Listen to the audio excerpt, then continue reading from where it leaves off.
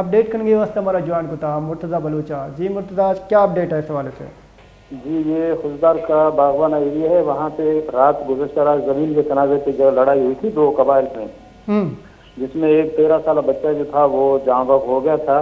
तो जो जिनका बच्चा जो जाँ बहक हो गया था वो लोग सुबह को लाश लेके रोड पर आ गए और उन्होंने कौमी शाहरा कोयटा को कराची बंद कर दी। इस वक्त तक रोड रास्ता बंद है इंतजामिया की तरफ से। ताहाल अभी तक कोई भी मुज़ाकरात के लिए अभी तक नहीं आया और ताहाल रोड बंद है।